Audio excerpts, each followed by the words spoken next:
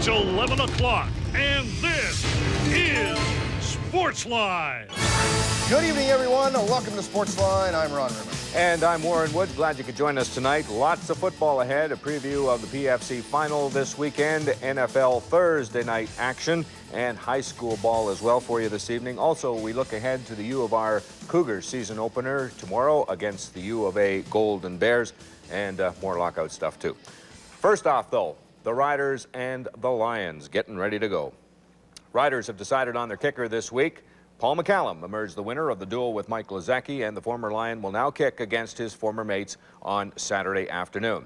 Now, the Riders' defense did a great job in controlling Kent Austin last week and hope for more of the same on Saturday with the help of the fans. The defense harbors no hard feelings towards Mr. Austin, but if the fans can disrupt Austin the way the Lions crowd did to the Riders' offense last week, the defense would be much obliged.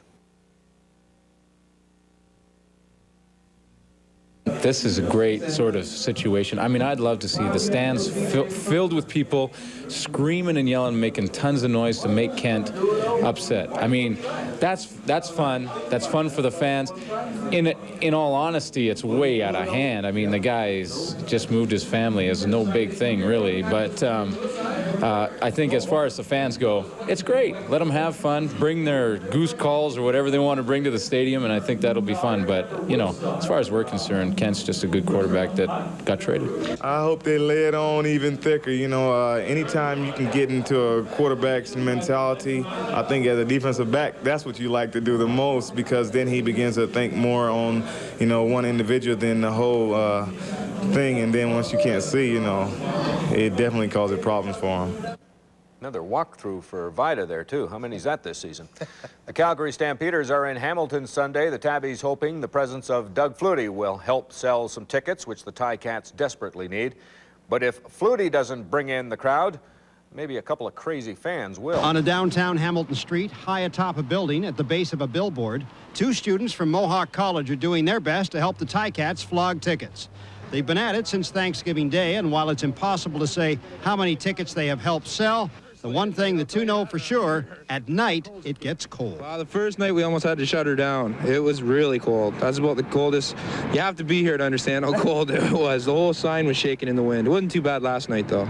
Great. We actually got some sleep last night. Oh, yeah? Yeah, we got about 4 hours last night. Oh, compared to our half an hour the night before. Oh, that's good. That is. Lots of noise, right? Oh, yeah, lots of support. A lot of people honking. That's what we want. Okay. Honking and selling tickets. Woo! The two will stay atop the billboard until an hour before game time Sunday, or until the Ticats sell 18,500 tickets. As of today, they're more than 6,000 shy of that goal. Nothing succeeds like success, and of late, the Ticats have been finding new ways to lose.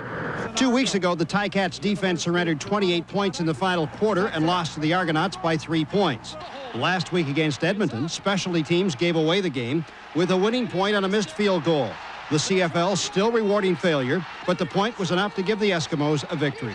I think we've shown flashes all year. You know, if you look at our record, we could easily have 6 more wins than we do. We do have a number of rookies who are inexperienced and who are going to make mistakes, and you know, that's something that we have to live with. Hopefully it won't be crucial mistakes at crucial times, and you know, we can overcome them and win football games. In fact, the Cats have 17 rookies on their roster at present. The one positive note is the fact their offense has started to produce more than 30 points in each of the last 2 games. Everybody criticized the offensive line so terribly early in the season. Those guys are playing super, but you have to build the plays in according to what your offensive line can do. We're driving the ball, we're throwing, we're running. I mean, it's just clicking on all cylinders right now. We just need to get over that last little hump. That last little hump is known as consistency. And on such a young team as the Ticats, it's a tall order. Bill Bird for Sportsline. Sunday afternoon, 1 o'clock on the Taylor Turf. It's the Rams and the Hilltops for the Prairie Football Conference Championship. It's always a masterpiece when these two get together, and this one should be just as traumaculous. When it comes to rivalries, this baby is second to none. Like Rocky Balboa and Apollo Creed, the World and Saddam Hussein, Bert and Lonnie, no extra motivation is necessary when the Rams and the Hilltops get together. These two teams like each other about as much as John Wayne Bobbitt likes sharp objects. Try living in the Shaw household. Receiver Josh Shaw plays for Regina. Brother Simon, a defensive back, now wears the big H. Have the brothers spent time on the blower recently talking about this upcoming PFC final? Well, actually, last time we played him, I didn't talk to him the whole week, and this week I haven't talked to him at all. I don't think he wants to talk to me, and I don't really want to talk to him this week, so... Yeah, that's just the thing. It's a grudge. He's a Hilltop. I'm a Ram. You can't talk to those guys when the big game's coming up, so that's the way we're going to take it. They haven't had the pleasure of meeting on the field in the first two battles between these two this season, but if the Shaw shall meet... He's mostly on specialty teams, but imagine if somebody goes down, he'll be in there, and I won't take it easy on him. I'll take a shot at him if I have to. Jason Beulah spent 4 seasons in Edmonton with the Huskies before joining the Rams this season. Even though the Huskies have a great rivalry right in Edmonton with the Wildcats, he had no idea what Rams versus Hilltops meant, but he does now. Yeah, the first time around, I wasn't really too jacked about the whole situation. Like, back in Edmonton, if we were playing the Wildcats, all week, you could see the atmosphere was the same here as it was back there, but they beat us, and then the second time around when we won down there, and now I'm starting to get jacked for it. I know what it's all about now, and I know, you kind of want to show these guys who's right. Folks, when these two bang helmets, it doesn't matter if one side has the talent of the Dallas Cowboys and the other, dare we say, has the talent of the Shreveport Pirates. When it's Rams toppers, anything can happen, and often does. And there's times when they've won when they shouldn't have, and there's times when we've won when we shouldn't have. So, anything can happen. It's a very intense game, and both teams are always well prepared, and both programs always get their players into a position where they have the opportunity to win, and really then what's left is for the players to play the game on the field. And when that kind of intensity takes and becomes a part of the contest, then you're right, anything can happen. Rams Hilltops, Regina, Saskatoon, for all the footballs in the Prairie Conference. The way it's supposed to be, it seems, the way the Lord up above wants it. That's the way it seems. I mean, it's the 4th time since I've been here that we've played them in a final, and I guess it just speaks for the programs that they're always there and doing battle in the final. It's playoff time and we're on a mission. What kind of mission? We're out to prove we're number 1 again, and that means Canadian final. Canadian champions again. Naturally, the Toppers are just as pumped as the Rams. They know that even though the Rams may have better talent on paper, anything can happen in one playoff game. We get more on the Hilltops preparation from STV Saskatoon's Peter Labardius. We're going in as underdogs, but that doesn't mean a whole lot, really. In the past, it's always the Hilltops and Rams, it seems like, for first place, and this is going to be a real war. Those are fighting words from a team that has shown plenty of fight this week in preparation for their biggest battle of the year, a date with the Regina Rams at Taylor Field for the PFC title. The Hardy boys, who split a pair of games with their rivals this season, have a pretty good idea of what it will take to knock off the defending Canadian champions. I think it's clear we've got to stop the run. We've got to stop Daryl Leason, and we've got to at least neutralize him. I speak from a defensive perspective, but I guess if we can do that, we'll put our offense in good position to move the ball, because we're not going to move the ball 80 and 90-yard drives. We're just not going to be able, we're not going to do that, and we're not going to make a lot of big plays. But if we can get the ball in good field position, win a battle of the special teams, we can put some points on the boards and beat the Rams. Offensively, the pressure falls on second-year quarterback Sheldon Ball, who makes his first start in a championship game, and he seems to have plenty of confidence entering the biggest start of his life. I think I really gained a lot of confidence against the Rams the last game. It's nice to know that you can step in there and help the team move. So, I just got to try and do the same things that made me successful last game, and just try not to give up the big play to their defense. Talking about big plays by the D, chances are the Hilltops defense will have to force a number of key turnovers for the Toppers to pull the upset. But it's a rule they don't seem to mind a bit. I think that's pretty much been the story of the whole year. Hilltops 94 is we don't score, we don't blow people out of the park. We have to go in and just play as hard as we can, and just back to basics, do what we can do, tackle, break down tackle, and control our gaps, and everything else is going to take care of itself. That was Ryan D-back, by the way. Got some big boys. That number 76 kind of huge. Another trio of games in Regina. Strong man, but the speed, he doesn't have the hand speed or the snap in those punches. They have to accumulate. And one of the articles of faith in the sport is that the punch that really hurts you is the one you don't see coming. There aren't going to be many of George's punches that Moore won't see coming. It surprised me the last round. George was really telegraphing his punches, and he was still able to get him off on Michael Moore. Is Moore one of those fighters, Gil, who has a tendency to fight at his opponent's pace? Well, that's what Teddy Atlas is trying to wake him up to not to do. He says, don't let him BS you. He says, he's trying to slow the pace down. You keep a fast pace the way Moore did at the very end of the last round. Let him out clean, let him out clean. Moore again landing the snapping jab here early in round 4. There's Foreman with the right-hand lead, made possible by Moore standing in close to him. They haven't been 5 feet from the ropes in this fight. 1-17 with 3:03 remaining in the game. With the help of 3 straight onside kicks, successful onside kicks, they fought back for a 44-41 lead before they lost 48-44. As entertaining as the game was, the call from the broadcast booth was even better. These guys are, in a word, unchecked. Listen. I want everybody that watches this telecast that's got their nasty, snarly butt on the way home back to Plano East, did sit here and sell out for your kids. That's right. You sorry dog. It's open! They got it again! They got it again! Good gosh almighty, I don't believe it! This is unbelievable! Good gosh almighty, Joe Friday! Somebody give me something, I'm on a dive! They've got to have a touchdown. Whitley going to throw, throws back! He's gonna get in! He's in the end zone! I don't believe it! God almighty, they've done it! They've done it! I told you! Good God almighty! Everybody on their cars and the radio back to Plano, y'all done missed the greatest comeback of all time. Here's the kickoff, 24 seconds left. Terrence Green boots it high and deep. Gonna be all right, this second's run. Got a crease! Oh, no! Oh, no! Oh, my God! Oh, my gosh, no! Come on, no, no! Oh, gosh! God bless those kids. I'm sick. I want to throw up. He has leukemia. And if I could dedicate this trophy to him tonight and give him a couple days of happiness, this is worth everything. He won over our hearts that night after winning the Heisman Trophy, and his Penn State teammates won 12 games that year. Bino Cook, who could ever forget John Cappelletti as a football player or a man?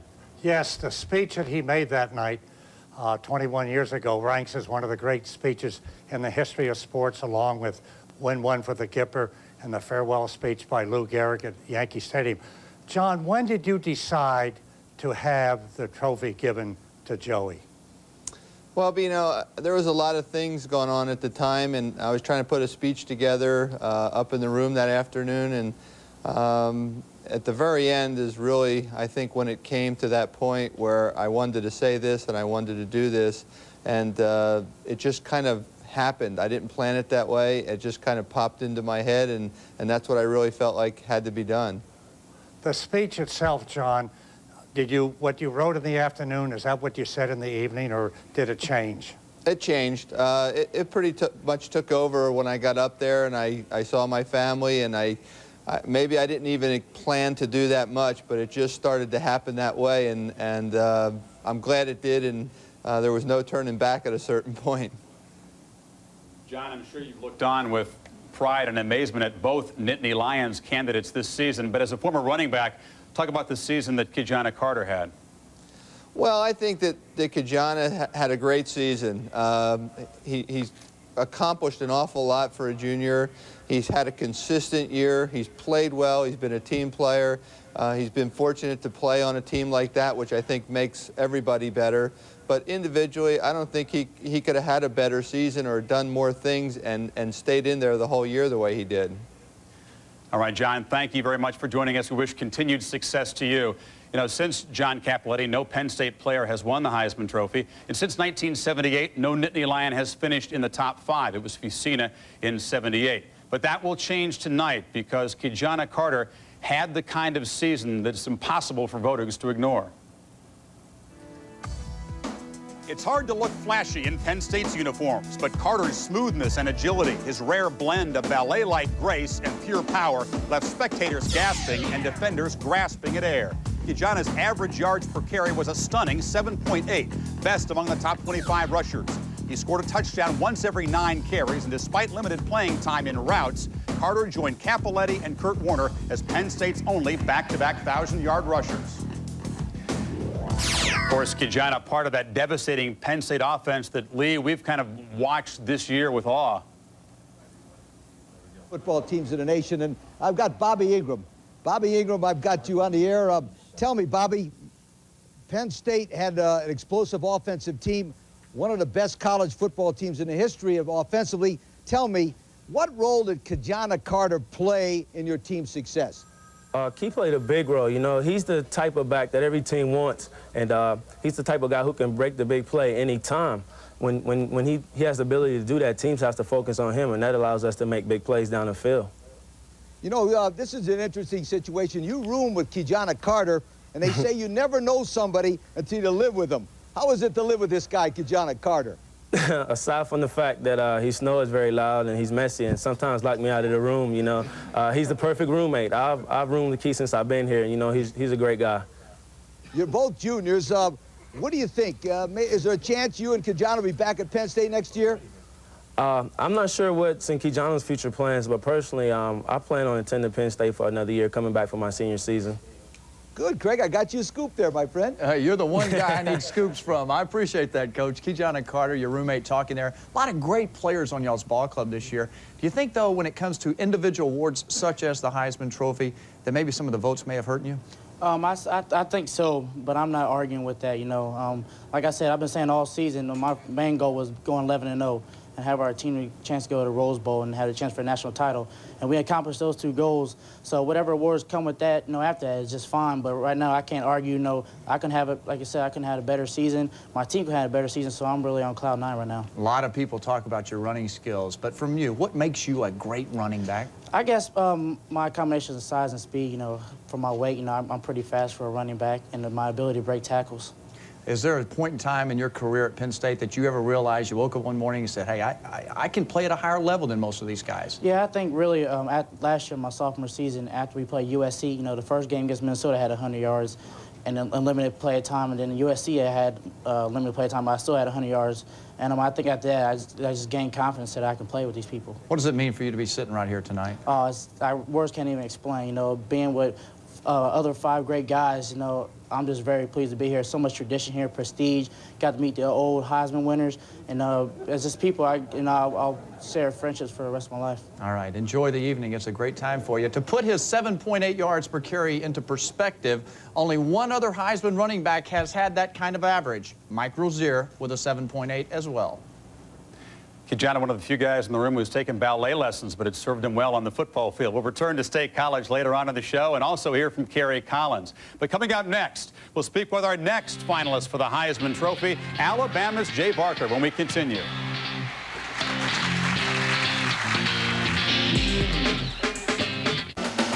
And welcome. Barker's quarterback style is not among the most cosmetically pleasing, but it is among the most courageous. His strong belief in himself creates an even more powerful belief within his Crimson Tide teammates. Jay won 34 games because he was cautious and efficient. The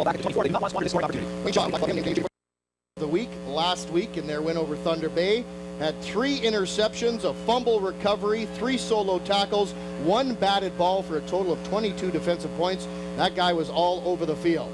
Leason now on 1st and 24. Looking to the end zone for Harvey. Complete for the touchdown. The Rams are on the board once more. Well, again, a great throw by Daryl Leason, and let's give the offensive line some tremendous credit. They gave Daryl Leason time to stand back there. He found Sean Harvey breaking over the middle, deep in the end zone, delivers a perfect strike to him, and the Regina Rams put another touchdown on the board here against the Hawkeyes. That offensive line, Corey Borsa, Scott Waters, the tackles, Dougie Clark, Trent Langford, the guards, Darren Bird is the center. You know, Paul, they are maligned all year long for their athletic ability and not being very good, but yet they do the job game in and game out. Well, they certainly do, and one of their real strong points is pass protection, and we've seen some evidence of that here this evening, just doing a great job of giving the outstanding quarterback, Daryl Leason, lots of time, and he's making it count. It is now the Regina Rams 22, the Winnipeg Hawkeyes 7, with 7 minutes 54 seconds left to go in quarter number 2. You're listening to Rams football on 9.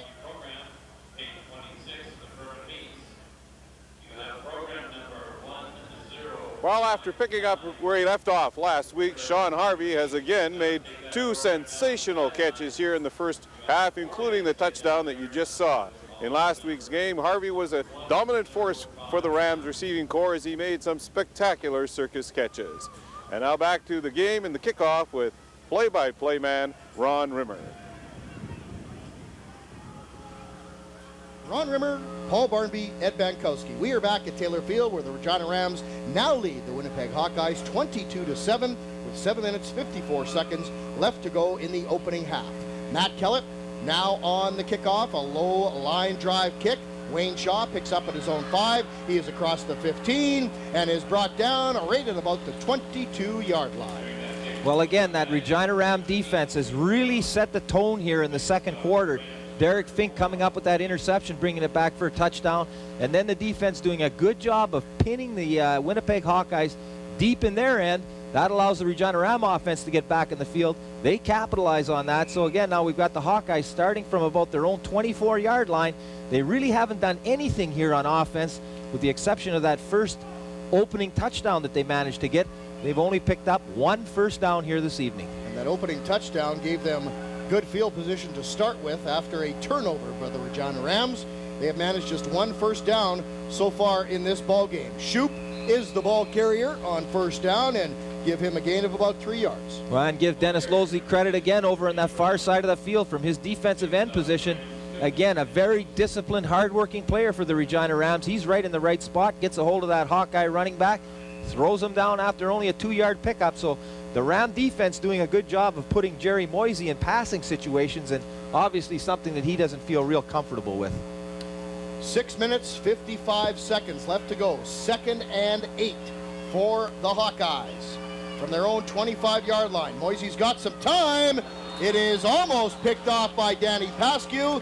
And I'll tell you what, on the receiving end, or supposed to be on the receiving end, was Marcus Howell, and it's a good thing for that young man that he did not catch the ball, because Pascu would have taken his head off. Well, you're exactly right. Moisey just dropping back and looking over the middle. Marcus Howell coming across inside.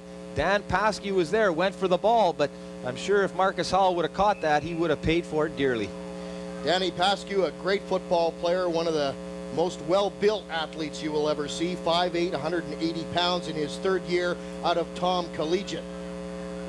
Hanna will now punt from his own 15-yard line. Beulah and Frankowski standing at about midfield. Punt bounces at about the 45, fumbles the football. Who's got it? I do believe the Hawkeyes came up with it. We'll wait for a signal. I think the Regina Rams actually got that back. It seemed to bounce out of Frankowski's hands, but one of the Regina Rams coming back to block it might have been Lloyd McDonald, actually. Again, a very short 23-yard kick for the Winnipeg Hawkeyes. Bounces in front of the returners. Frankowski does a good job of stepping up and trying to grab a hold of that, but Lloyd McDonald coming back to set up a block, falls on the ball for the Regina Rams. Attaboy Lloyd McDonald, one of several Moose Jaw lads on this team. Lloyd out of Peacock High School in Moose Jaw, 6'2", 212 pounds in his 4th year. Hard to believe he still has another year coming up with the Regina Rams. 6 minutes left to go in the second quarter. Leason, 1st and 10 from the Hawkeyes' 40-yard line. Tries to force the ball into coverage there. 2 Ram receivers were down there, but neither one could come up with it. It will be 2nd and 10. Beulah and Leason both in the area. Well, Michael Leason just running from the slot back position over on the near side here, crossing almost right across the entire field, but Daryl Leason following him all the way. He's got some tremendous time. As you said, Ron, really jammed it in there. Too many receivers and too many defensive backs in the area. The ball falls for an incompletion. Rams looking at 2nd and 10 now from the Hawkeye 40-yard line. They lead this ball game 22-7 with 5:45 left to go here in the opening half. Leason has all day. He can have a picnic back there. Still looking around. Now here comes the pressure. Gets away from one would-be tackler. Now looking deep downfield for Josh Shaw. Complete for the touchdown. Unbelievable play by Daryl Leason. He had all day long. Shaw got in behind the coverage. The Rams have another touchdown. Oh my, what a play by Daryl Leason and Josh Shaw. Well, and can you believe the time that Daryl Leason had back there? He was standing there, looked at virtually every receiver that was going down the field, couldn't find anybody initially he thought that was open, checked everything, and then started to roll to his right, took off, got outside of that coverage, threw the ball deep to Josh Shaw, the D-back, number 18. Jerry Krasinski seemed to lose track of where it was. Josh Shaw behind him comes up with a big touchdown. And do they bring in the triple diesel formation? Yes, they do. Corey Borsa moves into the backfield along with Orthner and Bailey. Full house backfield for the Regina Rams. 2nd and 1 yard to go. And a timeout has been called by the Cougars. Right, St. Leonard didn't like that offensive set that they saw there, now electing to bring their short yardage people on.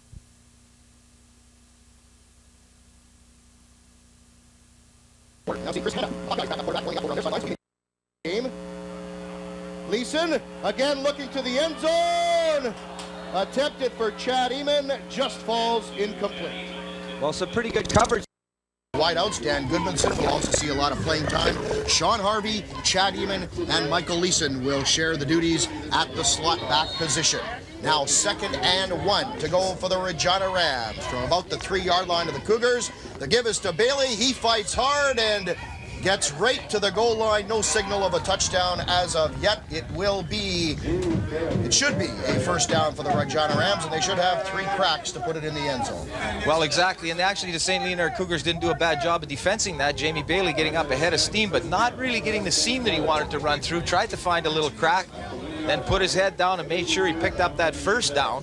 So that puts the ball on the St. Leonard Cougars 1-yard line. As you mentioned, Ron, the Rams have 3 cracks to try to get it into the end zone. They still go with the triple diesel formation. Borsa, Bailey, and now I believe is that, yes, Orthner in the backfield. And the Rams are in for the first touchdown of the ball game. And I didn't see who was carrying the ball there, Paul, did you? Quarterback Daryl Leason just took that ball and, yeah, leaped right over top of Darren Bird, actually, who got a good block, got nice and low, took out the defender for the St. Leonard Cougars, and Daryl Leason just flying over the top, puts it into the end zone for the first score for the Regina Rams. First of what should be many points here this afternoon for the Regina Rams. They are on the board. Daryl Leason on a 1-yard rush. The Rams draw first blood in this Canadian Championship game. They lead it 6-0, awaiting the point after attempt. Chris Orban doing the holding duties. The ball is down and up, and it is through. The Rams have taken the lead 7-0 over the St. Leonard Cougars in this, the 1994 Canadian Junior Championship game. You are listening to Rams Football Live.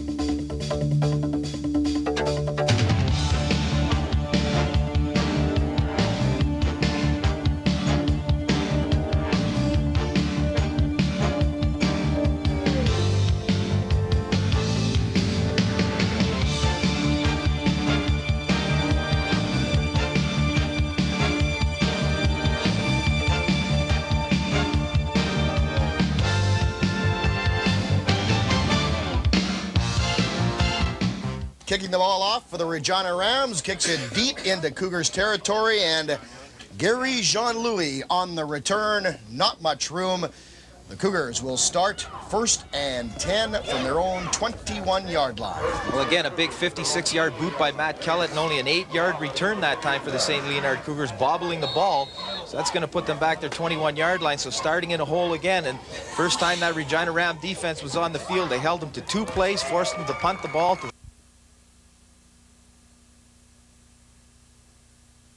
slot back for the Cougars. The give once again is to Pierre Antoine. A nice run right up the middle. He will have the first down across the 25 to about the 37-yard line of the St. Leonard Cougars. Their best offensive play so far this afternoon. Well, running a little draw play that time. Quarterback Yadaluka just dropping back into that pocket and then handing off to Pierre-Antoine. He takes it right up the middle as the linebackers had vacated that time looking for the pass. Picks up 13 big yards for the Cougars, and they pick up their initial first down of the afternoon. The front four for the Regina Rams, Dennis Losi and Michael Milo are the ends. Steve Earn and Chad Zipchen are the tackles. The linebackers, Wavell Starr, Randy Sroczynski, and Lloyd McDonald. You won't find a better linebacking crew anywhere in amateur football. Same goes for the secondary. The corners, Derek Fink and Todd Fuchs. Marco Ricci and Jeff Haggerty are the defensive backs. Danny Pascu is the safety. We've got some kind of a problem out there right now. One of the officials seems to be limping, and the trainers for the St. Leonard Cougars are coming out onto the field to attend to him. Looks like he might have had his foot stepped on or something like that, so he's going to retire to the sidelines for a few minutes and get some repairs, and hopefully we'll have him back in the game. Certainly want to have a few officials out there anyway. And we should mention as well that we do have a Regina official taking part in this game today. Yes, the head referee actually is Bob Raddens from Regina. Quite an honor for him. Obviously graded out very well during the course of the year, and got the honor of being selected as the head referee for today's national championship. It is 1st and 10 for the St. Leonard Cougars. They will scrimmage the ball from their own 37-yard line. If you're just joining us, the Rams lead it in this Canadian Junior Championship 7-0. 9 minutes and 25 seconds left to go here in the opening quarter. Yadaluka looking over that Rams defense. I formation in behind him. Fakes the handoff, wants to pass, looks deep downfield. It is complete to number 88. That is Vince Pisano, and that will be another first down for the St. Leonard Cougars out to about their own 51-yard line. Well, a very nice throw by quarterback Yadaluka that time, just dropping back into the pocket, had some good protection up front. Regina Ram front four unable to put any pressure on him, and then whips the ball over here in the near sidelines. Vince Pisano, 6 feet tall, 180 pounds, goes up, makes a great catch. Big 15-yard pickup for the Cougars. Francois Girard, Vince Giorgio are their tackles. Andre-Yves Lord and Eric Guibault are the guards. And Louis Imbrogno is the center.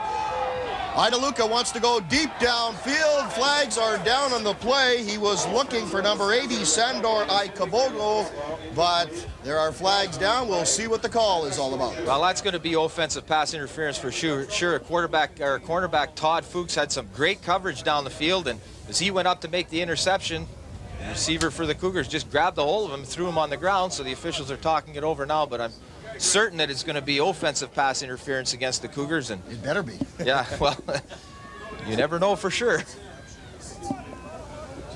8 minutes and 45 seconds left to go here in the opening quarter. The Regina Rams lead the St. Leonard Cougars 7-0.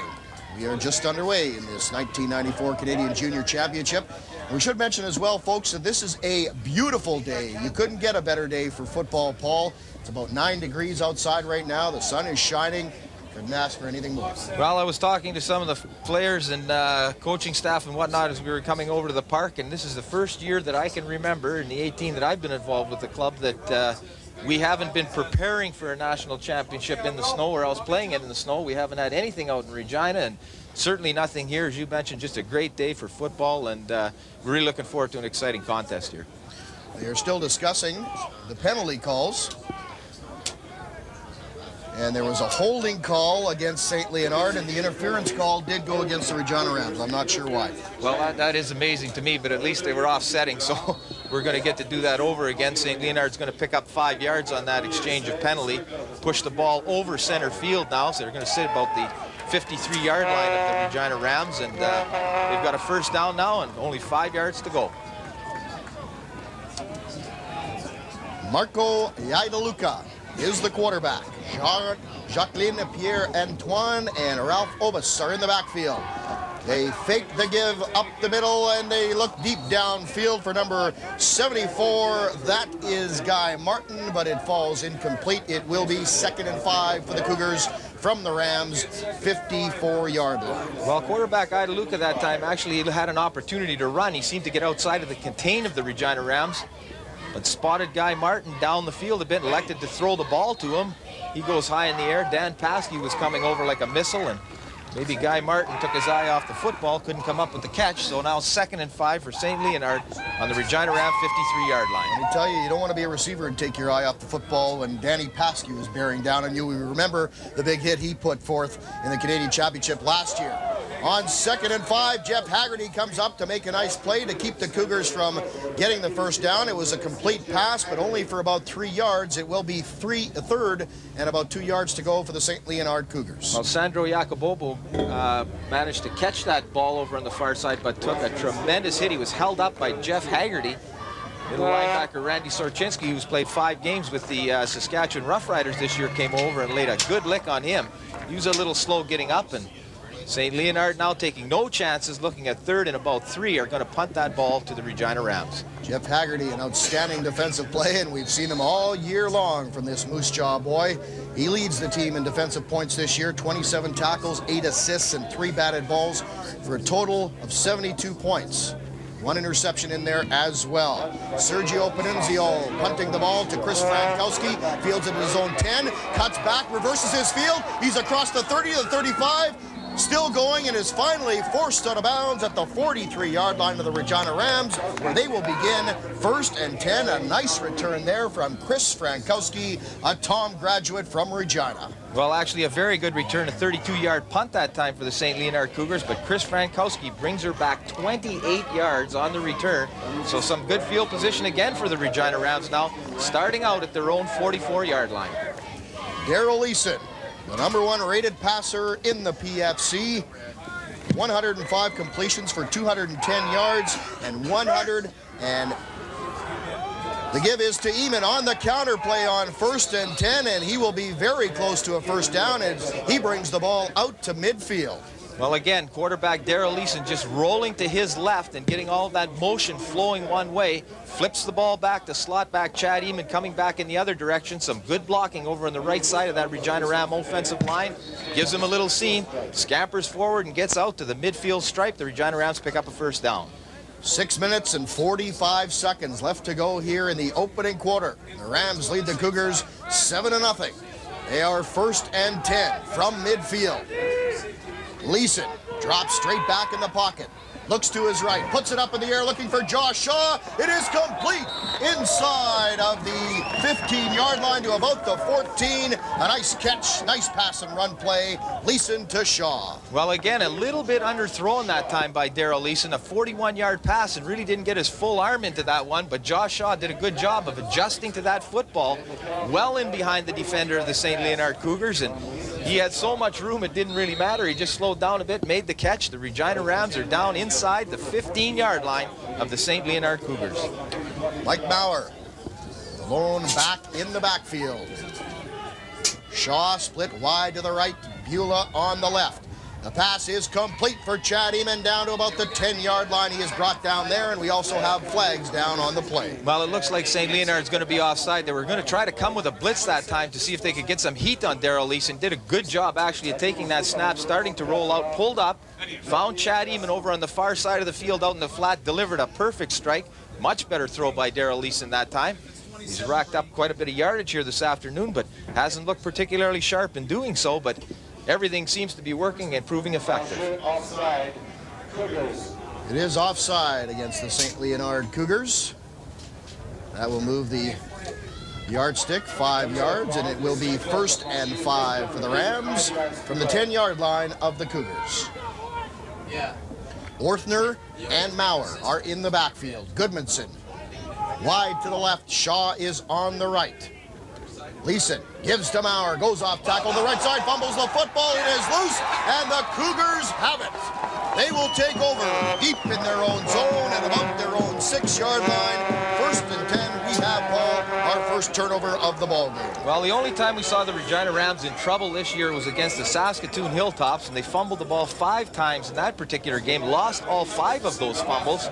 Saskatoon Hilltops ended up going on to a 16-12 victory on that particular game, so unfortunate for Mike Maurer, just had the ball pop out of his hands. Looked like somebody got a helmet on it just as he was breaking the line of scrimmage. Looked like he had a lot of room, But a big break for the St. Leonard Cougars as they pick up a fumble and thwart this Regina Ram drive.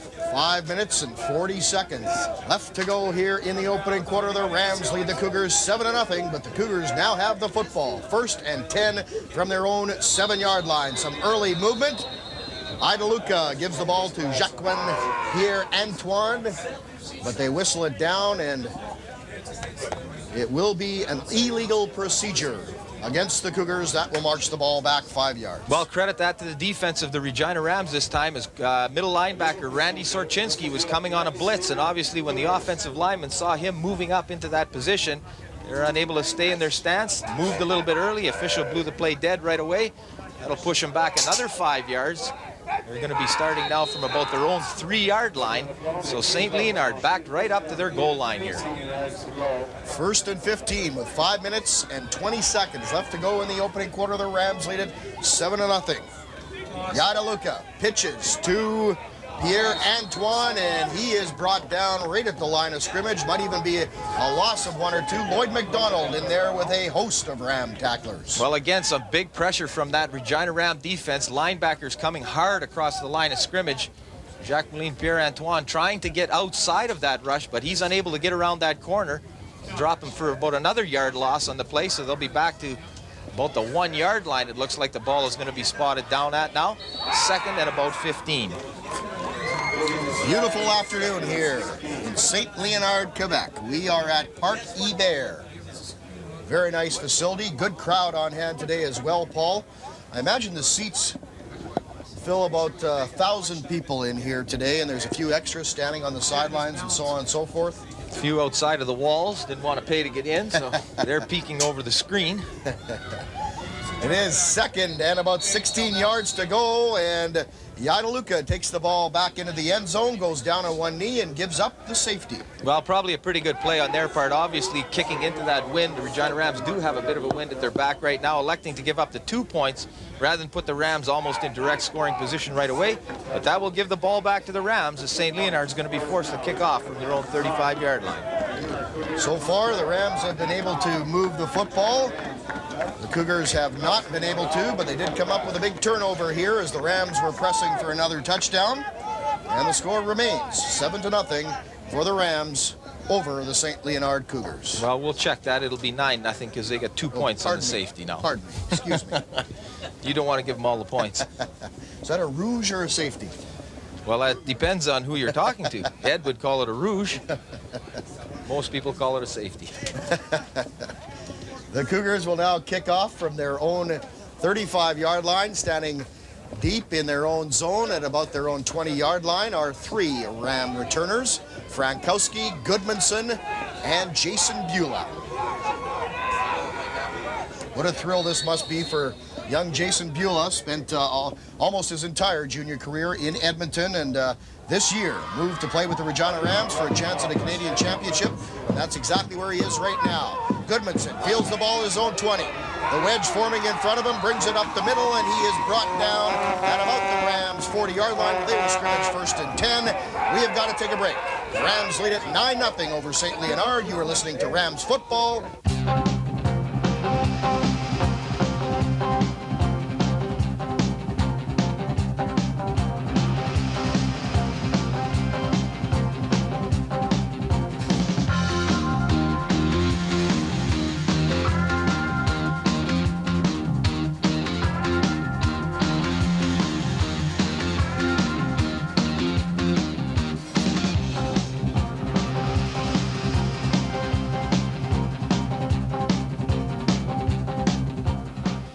In St. Leonard, Quebec. On 1st down, the Rams want to throw. Leason complete to Josh Shaw. He's got some running room down the sidelines and is finally forced out of bounds at about the 31-yard line of the St. Leonard Cougars. The Rams moving the ball quite nicely right now, and they will have it 1st and 10 from St. Leonard's 31-yard line. Well, a nice little pass from Daryl Leason to Josh Shaw, just coming from his wideout position over here on the near side of the field. He bends into the middle, picks up the ball, and then gets a great block from Sean Harvey that springs him down the sidelines. Big 24-yard gain for the Regina Rams. They're on the move down to St. Leonard's 32-yard line. Ortner and Bailey are in the backfield. Dan Goodmanson wide to the left side of the field. On the near side here, we have Josh Shaw. Sean Harvey and Michael Leeson are the slot backs. Well, we've got a problem with one of the St. Leonard Cougars now. The officials came over and took a look at him, and they're going to send him off the field. I'm not sure if it was an equipment problem or whatever, but Daryl Leason on the afternoon, 3 for 3 for a total of 98 yards. And we still have 3 minutes and 47 seconds left to play in the game. We're getting a signal now that one of the St. Leonard Cougars did not have his hip pads in, and that's a requirement in amateur football. You have to wear all of the equipment and have it all properly in place. That was Jean-Rudy Pierre that was taken off the field. The left cornerback, the right cornerback, Vladimir Clairson. Mark Artur Daddis is the right halfback. Anik Wilford, the left halfback. Sergio Panunzio, who also handles the kicking chores for the St. Leonard Cougars, is the safety. The linebackers, Vincent Bolt, Emmanuel Boilo, Tony Machetta, and Philip Verdi-Filion are the linebackers. Ian Donaldson and George Loganov are the ends, and Mike Madigan is the nose tackle. Well, actually, the Regina Rams have moved the ball very well here this afternoon. We've seen now 3 drives, and they've had some excellent offensive production. St. Leonard, on the other hand, had 1 very good play from Jacqueline Pierre-Antoine, their star running back, and certainly the one that they're counting on to carry the bulk of the load here this afternoon. We've had 6 penalties already called on the St. Leonard Cougars for a total of 55 yards, so that's a little bit uncharacteristic of this team, I believe. 3 minutes and 35 seconds left to go in the opening quarter. The Rams lead it 9-0. 1st and 10 from St. Leonard's 33-yard line. Leeson wants to pass again, looking deep downfield, and that one intended for brother Michael Leeson was over everybody's head. Well, just getting some pressure that time up front from the St. Leonard Cougars. Got number 42, Vincent Bolte, in there, putting some good heat on Daryl Leason. Forced him to throw that ball a little early. Didn't look like Mike Leeson quite had time to complete his route. Running on the far side of the field, try to get to the corner of that end zone, but well overthrown, falls for a long incompletion. 2nd down, 10 yards to go for the Rams from the St. Leonard 33-yard line. Leeson, short roll to his left. Again, looking deep downfield for Sean Harvey. Complete, no! Can't hang on to the football. Thought it was in his hands, and it almost looked like he threw it away and didn't want it. Well, exactly. He was running actually a great pattern, the same pattern that the Regina Rams had just failed to complete the pass on. This time, Sean Harvey gets in behind the St. Leonard Cougars defensive backs, and a good throw from Daryl Leason. Harvey had it in his hands for a minute, but as he was stumbling, the ball popped out, falls for an incompletion. That'll bring kicker Matt Kellett onto the field now, and he'll be trying what looks like about a 39-yard field goal. Well, we know this is well within his range. He does have the wind at his back. He has kicked a 57-yarder in the playoffs, a 50-yarder during the regular season. We now have a timeout called by the Regina Rams. Now we have a timeout call because Corey Borsa wasn't on the field.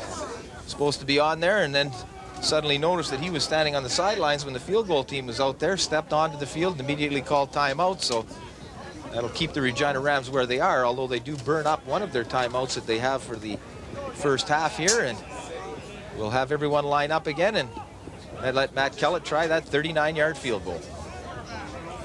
So far this year, 8 for 16 Matt Kellett was during the regular season. In the playoffs, he has been good on 9 of 16 field goals, and last night a big night for Matt Kellett, one of 2 Regina Rams named to the All-Canadian team. Matt Kellett, of course, the All-Canadian kicker. Well, and he certainly deserves that honor. He's an outstanding kicker, handling both the punting and place kicking duties for the Regina Rams. And I mentioned many times in our broadcast, we've got a lot of schools down south that are very interested in Matt Kellett and his kicking abilities. He should have a great career in football. The ball is pinned by Chris Orban. It is up, and it is wide. Bringing it out of the end zone is Panunzio. He's chased to the far sidelines and is chased out of bounds at about the 7-yard line of the St. Leonard Cougars, where they will scrimmage 1st and 10. Well, St. Leonard's going to have to get something going offensively here this afternoon. Again, they've only had a couple of plays where they've really been able to move against this very tough Regina Ram defense, and if they want to keep this game close, trailing 9-0 here now with 2:42 left to play in the first quarter, they're going to have to start to mount some offense and see if they can create some havoc for that Regina Ram defense and try to put some points on the board. This defense doesn't have a whole lot to prove, but I think they want to nonetheless after being shut out for the All-Canadian Awards last night. Each one an all-star in their own right. An outstanding defense I would put up against any university team in the country. On first down, Yadaluka gives to Jacqueline Pierre-Antoine. He has a little bit of running room to the left side and give him a gain of about 3 or 4 yards. It'll be 2nd and 6 for the Cougars from about their own 22-yard line. Well, again, a good job by middle linebacker Randy Sorchinski that time, just reading the play and then slashing through there. Actually went right through one of the blockers of the St. Leonard Cougars, and he still is down on the ground right now, and the trainers are out attending to him. Just blew right through him, got to Jacqueline Pierre-Antoine, slammed him to the turf after about a 1.5 yard pickup. Paul, this is a huge game for all the Regina Rams, all the Cougars, but in particular 9 Regina Rams we would like to mention today. Jamie Bailey, Corey Borsa, Dougie Clark, Todd Fuchs, Jeff Haggerty, Ian Kidd, Michael Milo, Marco Ricci, and Scott Waters playing in their final game as a Regina Ram today, and what an outstanding career it has been for each and every one of these kids. Well, and what an outstanding group of individuals, really the heart and soul of this football team, and just some quality individuals. Obviously a very emotional experience when you know you're playing your last football game with the Regina Ram Club. You can't come back next year. Once you're 22, it's all over for you. So I'm sure that those fellows are going to be giving it everything here this afternoon. Some of them are never going to play football again, obviously, so they want to make the most of this here today. It is 2nd and about 8.5 yards to go for the St. Leonard Cougars from their own 21-yard line. Yadaluka wants to pass, has some time, looking deep downfield. It's picked off by Derek Fink. He has some running room down the sidelines and brings it back to about the 35-yard line. The first turnover of the ball game for the Regina Rams. Yeah, a big turnover for the Regina Rams as well, and caused both ends of the play. Some good pressure up front. Dennis Losey getting in there. Steve Yearn getting some big push up the middle. Forces Yadaluka to put that ball up. Derek Fink from his cornerback position just dropping back there. The ball sailed a little bit for Yadaluka, and Derek Fink comes up with a big pick. The Rams have it on the St. Leonard Cougars 35-yard line. 1st and 10. Ortner and Bailey. I formation in the backfield. Shaw to the near side of the field.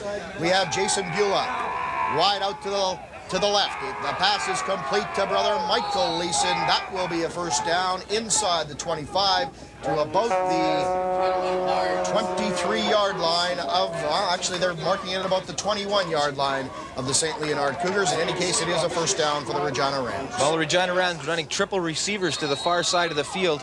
Just sending Michael Leason down. He hooks up in the middle. Brother Daryl delivers a perfect strike. He tucks the ball away, turns up the field, picks up 14 big yards for the Regina Rams. Rams on the move once again. They lead it 9-0 with 1 minute and 4 seconds left to go. Flags are down. Some early movement by the Cougars once again. The pass again attempted for brother Michael. Incomplete this time. But as I said, there are flags down on the play. The Cougars look like they move early. Well, again, trying to bring some heat to see if they can create some confusion for quarterback Daryl Leason in that offensive unit of the Regina Rams, but just a little over anxious that time. Broke into that neutral zone and got flagged for it. Michael Leason was wide open on the play, actually, but Daryl couldn't get the ball to him, forced to go to the turf to try to come up with the catch, but we'll get another timeout called here by the St. Leonard Cougars, as they obviously want to take a minute and just talk about things and see if they can get things straightened out. Paul, I've received about 10 notes here to say hi to people back in Regina. First of all, in case I forget everybody, hello to everybody in Regina and in Moose Jaw. A lot of Moose Jaw boys on this team. We miss you, we love you, and wish you were here, and please send money. Exactly. We can't get home, we got to send money. And there's one fellow that we have to say hello to, though, for sure, and that's Jared Livingston. He's been out at practice virtually all year long, and I know he would have loved to have come with the team down here. The boys really like Jared. Spends a lot of time in the dressing room bugging Radar and making him mad and spilling Coke on the floor and whatnot. But he was certainly very sad to see the boys pulling out to head to Montreal. But I know that Jared will be listening to the ball game here this afternoon, and we're all thinking about you, Jared. And a couple other messages. Hi, Susan. Having a great time. See you later tonight. Love, Fred. Also, I was asked by Corey Borsa to say hi to Hoobs, who of course is Huber. Great defensive player for the Regina Rams for several seasons. Treble and Tommy. Corey says hello, and he'll see you tonight at the airport. He wants you to come pick him up. Well, and the other one that we have to say hello to as well is Luella Urine. Gary misses you, and he can't wait to get home to your cooking. And he's also frisky, Luella. 1st and 5 for the Regina Rams from about the Cougars' 17-yard line. The give is to Mike Maurer. He goes off tackle to the left side, and he has a nice gain of about 3 or 4. The Rams might be a yard short of the first down here, or do they have it, Paul? Yes, they do. It looks like he got to that first down marker, actually, that time just running an off-tackle play behind the left side of that Regina Ram offensive line. Some good blocking up front gives Mike Maurer a little seam, turns that corner, turns upfield. He's got the ball down to about the 11-yard line, it looks like, of the St. Leonard Cougars. So 1st and 10 for the Rams from there. Fortner and Maurer in the backfield. Leeson and Eben are the slot backs. Beulah wide to the left side. Shaw to the near side of the field. Again, the pitch is to Maurer. Has some running room. He is in for the touchdown. Mike Maurer. Well, a very good run by Mike Maurer that time, making up for that fumble down near the St. Leonard Cougars goal line the last time the Regina Rams were down there. He gets that handoff right at the 11-yard line, turns upfield after a nice little fake, and then just launches himself from about the 3-yard line into the end zone. A big touchdown for the Regina Rams. That time he was carrying the football like a sack of money. There's no way he was going to lose that baby that time. Mike Maurer, 5'11" in his first year with the Regina Rams, a 19-year-old out of Johnson Collegiate in Regina, and missed a year of football last year, but has certainly made a huge contribution to this football team in the absence of first-string running back Mark Bernard. Well, Mark Bernard suffering, unfortunately, that ligament injury early in the season, and Mike Maurer pressed into duty. He's really picked up the slack and playing very well. He was not going to be denied on that particular play. Once he saw that goal line, there was no way that anyone was going to keep him out of there. And as I mentioned, about the 3-yard line in, he just launched himself and went flying into their end zone. Speaking of Mark Bernard, the man that Mike Maurer is replacing, and when Mark Bernard went down with that season-ending knee injury, Mark will join us at halftime for a little chat. Made the trip out here and is having a lot of fun. Well, made the trip out here and paid his own way to come on the plane and everything else. The Regina Rams can only bring 40 players, obviously, to a national contest like this. Mark wanted to be with his teammates and forked over the $500 and some odd to fly down here and be with the boys. So, again, just another example of some of the tremendous commitment that these kids have. The Rams lead it 16-0 with 29 seconds left to go here in the opening quarter. In this, the 1994 Canadian Junior Championship. The Rams are set to kick off. The Cougars taking their time getting out there with the kick return team. I'm not sure exactly what they were doing. They were over on the sidelines having a little huddle with their coach, but Bob Braddon's the head official was waving them onto the field, telling them to hurry up. So obviously he wants to keep this game moving along. The scoreboard said 91-0, but it's not that far yet.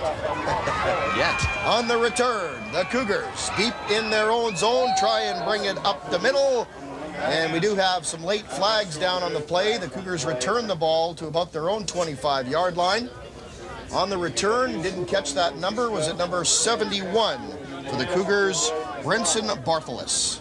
Well, Brenson Barthelus actually doing a good job of catching that and running up, but as soon as he saw the Regina Rams bearing down on him, he kind of stopped and waited for the hit, and that's not usually a good thing to do, though the Regina Rams take an unnecessary roughness penalty, and that's going to move it out to the, looks like about the 39-yard line, so St. Leonard, with some of their best field position here this afternoon, are going to go from there, 1st and 10. They trail this game 16-0. So far, they've got 14 seconds with which to work here in the first quarter. Their quarterback is Marco Yaidaluca. Gives the ball to Jacqueline Pierre-Antoine up the middle, and he is brought down in a big hurry by Wavell Starr right at the line of scrimmage. Well, the linebackers of the Regina Rams are just having a field day here right now. Randy Sorchinski and Wavell Starr in that big play knock him down after about a 1-yard gain. And that will do it for the first quarter. The score, the Regina Rams 16, the St. Leonard Cougars nothing. And you are listening to Regina Rams football.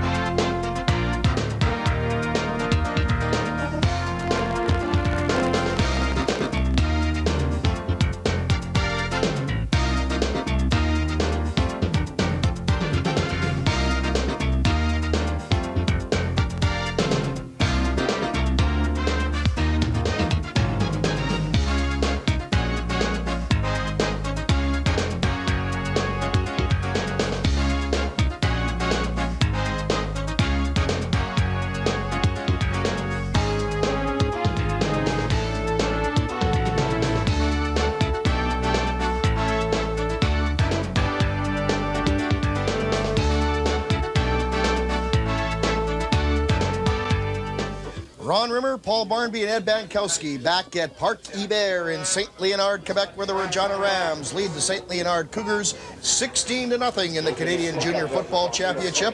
A lot has happened since we last talked to you. We'll update you in just a moment. For now, it's second and about 5 yards to go for the Regina Rams. Leason wants to run with the football, gets to the outside, still going down the sidelines, and is finally forced out of bounds at about the 30-yard line of the St. Leonard Cougars. It will be another first down for the Regina Rams. Well, we've seen Daryl Leason do that a lot this year, and that's get outside of the contain of the St. Leonard Cougars. When he gets around that corner, just uses his great speed to turn upfield. He pushes that ball down to the 29-yard line of the St. Leonard Cougars, so a big 19-yard pickup for Daryl Leason. We should mention as well, Paul, the Cougars did have the football when we last talked to you, and Lloyd McDonald came up with a big interception to get the Rams the ball back. The second interception of the ball game for the Regina Rams. Derek Fink had one earlier. In any case, the Rams are now on the move, and the pass is complete to Chad Eamon. He's sniffing out the end zone. Touchdown, Chad Eamon. Well, just a great throw by Daryl Leason that time after the big 19-yard pickup. Calmly drops back into the pocket, spots slot back Chad Eamon over the middle, hits him with a perfect strike, and again, Chad Eamon does a great job of just getting into the end zone, slashing between two of the St. Leonard Cougars right at the end of that play, puts her in for the big touchdown. 13 minutes and 5 seconds left to go in this ball game, actually, the first half. Getting a little ahead of ourselves here. Chad Eamon, an outstanding run after he caught the football. The 5'10", 180-pound slot back, also the second-string quarterback out of O'Neill High School in Regina. Another outstanding offensive play for the Regina Rams. Well, Chad Eamon's going to be a great player for the Regina Rams. He is a very good player already, but as he gets a little bit older and gets a little more experience, great athlete, possesses some very good hands, is also the backup quarterback for the Regina Rams, and would go in the event that Daryl Leason were to go down, but he's a tremendous football player and only going to get better with experience. Point after attempt coming up by Matt Kellett. It is good, and it's in the parking lot. Well, with those 10-yard end zones, exactly, Matt Kellett booms it through and bounces it off one of the car windshields out in the parking lot. It is now the Regina Rams 23, the St. Leonard Cougars no score in this, the 1994 Canadian Junior Football Championship. Well, it didn't take the Regina Rams long to capitalize on that turnover by Lloyd McDonald either. Daryl Leason just taking that ball around the end for a big 19-yard pickup and then hitting Chad Eamon with that scoring strike of 29 yards, puts the Regina Rams out in front 23-0 here with 13:27 to go in the first quarter. And look at Daryl Leason's stats here in the first quarter. 5 of 7 for 141 yards already. Wow. Just doing an outstanding job. He's carried the ball 3 times for 25 yards. Big run, big play on that drive. Also set up by a big turnover by Lloyd McDonald. His 4th interception of the season. Lloyd McDonald, another one of the many Moose Jaw boys making a big contribution to this Regina Rams team. On the kickoff, it is Matt Kellett. Kicks it to about the 40-yard line of the St. Leonard Cougars. On the return, number 42, Vincent Bolt. Well, again, after that penalty, the Regina Rams took an objectionable conduct penalty after that touchdown. It might have been Chad Eamon spiking the ball down in the end zone, but pretty good kickoff by Matt Kellett. But the St. Leonard Cougars now with some pretty good field position here out at their own 53-yard line. And they now have, whatever wind is blowing here, they have it at their back here for the second quarter. Well, we'll see what they can do with that. Marco Iadaluca completed 69 of 152 passes for 1,097 yards and 9 touchdowns during the regular season. They give the ball up the middle to Jacqueline Pierre-Antoine. He gets a gain of a couple of yards. It'll be 2nd and 8 to go for the St. Leonard Cougars inside of Rams territory at about the 54-yard line. Well, just trying to run an inside trap play that time on the Regina Ram defense. Jacqueline Pierre-Antoine carried the ball now 7 times for a total of only 17 yards. And quite fortunate on that particular play because as he was hit, the ball popped free. I don't think the official was able to spot that, though, and ruled that he was down on the play. And now we're having another little conference down here with head referee Bob Radden talking to the St. Leonard Cougars captains down there to see if we can sort that out. Also talking to the Rams captains. Must have been a penalty against the Rams, but the ball was moved back. In any case, it will be a first down for the St. Leonard Cougars from their own now 53-yard line. Well, we're as confused as the Ram coaching staff is they're trying to get an explanation from one of the officials, but in any event, there was no damage. It looks like there was no play. It didn't exist. It didn't happen.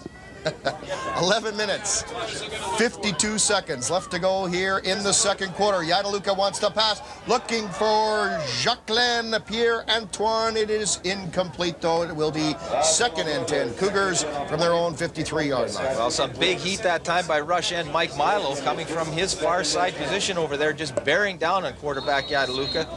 Forced to put that ball up a little early, and actually Marco Risi at the other end of the play was bearing down, getting ready to throw the big hit, and actually if he would have had his head up, he might have come up with an interception and turned the ball over for the Rams.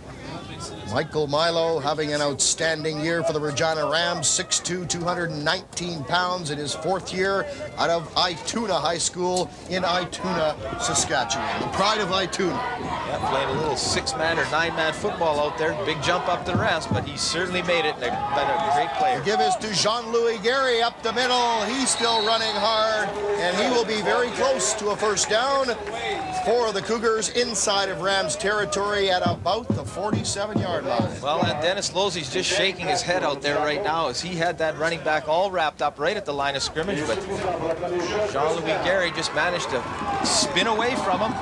Picks up enough for the first down, so St. Leonard now moving into Ram territory down to the 48-yard line of the Regina Rams. They'll start from there now, 1st and 10. Substitutions the Cougars are making right now. The Rams standing there as if to say, come on, let's go. Todd Fuchs doing a little house cleaning down there, picked up one of the towels and gave it to the officials, so filling all kinds of jobs here today. 10 minutes, 30 seconds left to go. It's up the middle. Jacqueline Pierre-Antoine. He'll have a gain of about another 5 yards. Well, we've got a few players hurt here for the St. Leonard Cougars, but they managed to scramble back to their feet. Pick up about 4 yards on that play now inside of the Regina Ram 45-yard line. They're sitting about the 44, looking at 2nd and 6. They haven't had much success throwing the ball here this afternoon, unfortunately, for the St. Leonard Cougars. Only completing 2 of 7 passes for 12 yards and throwing a couple of interceptions already as well. Just less than 10 minutes to go here in the opening half for this Canadian Junior Championship. The Rams lead the St. Leonard Cougars 23-0. On 2nd and 6. The give is up the middle, but there is nothing doing. Dennis Losey, Wavell Starr, and Michael Milo all there to bring down Jean-Louis Gary in the backfield. Well, that time Dennis Losey made no mistake about it. He got a hold of him and he grabbed on nice and tight that time. The rest of his buddies arrived and drove him back about another 5 yards, but that's going to put the ball down right at the 45-yard line of the Regina Rams now, and St. Leonard will be forced to punt. Not having a whole lot of success moving the football today, Paul, against this vaunted, not respected enough Rams defense. Well, that's exactly right. You've got Jacqueline Pierre-Antoine with 7 carries for 19 yards, Jean-Louis Gary with 1 carry for 10 yards, and just got thrown down there for no gain at all, and only 2 pass completions, so they've absolutely got to get something moving here on offense. They faked the field goal, go for a punt. They were in field goal formation. Jason Beulah fields it at his own 5-yard line, looking for some running room, makes a nice move, but then is brought down just at about the 10-yard line. Make it the 9. The Rams will scrimmage 1st and 10 from there. You are listening to Rams football.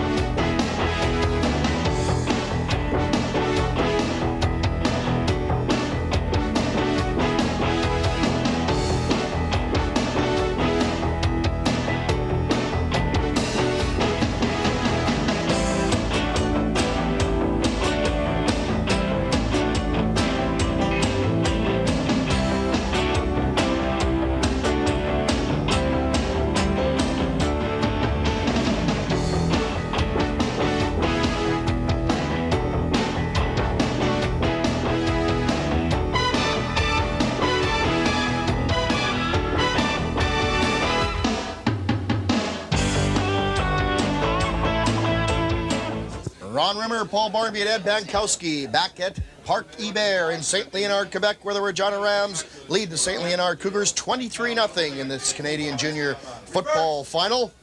We'll tell you about a big play that happened while we were away. In any case, 1st and 10 for the Rams. The give is to Chad Eamon on the counter play, and he'll have a nice gain of about 7 yards. But while we were away, Paul, an outstanding pass and run play, Daryl Leason to Dan Goodmanson. Well, Dan Goodmanson playing that wide receiver position over here on the near sidelines, right in front of the Regina Ram bench, just streaking down the field. Daryl Leason hits him with a big bomb of 44 yards. That took the Regina Rams from deep in their end right out to midfield. A little play to Chad Eamon that was just run, picked up another 8. So there they are sitting on the St. Leonard Cougars 48-yard line, looking at 2nd and 2. Goodmanson, 5'10", 155 pounds, out of Riffle High School. Outstanding play for him. He was awfully darn close to taking that one all the way. 2nd and short, the give is to Jamie Bailey. He fights hard up the middle. Depends on where the spot of the ball is, but Jamie will be very close to a first down. We're very surprised, actually, at the good job that St. Leonard has done against Triple Diesel here this afternoon. They've really been a very, very important part of that Regina Ram offense. We saw against Surrey, just ran for some huge gains. But St. Leonard doing a good job, obviously having watched a lot of film on the Regina Rams and seem to have figured out a way to defense that. The Regina Rams are going to be very close to the first down here, looking at about maybe a half yard to go, 3rd and about half yard, and no doubt in my mind they'll be going for it. Jamie Bailey, big fullback, 6'1", 240 pounds in his 2nd year at a Central Collegiate in Moose Jaw. And Paul, what a game he had a couple of weekends ago against the Surrey Rams. 4 touchdowns, 3 rushing, 1 receiving. That boy is a big load.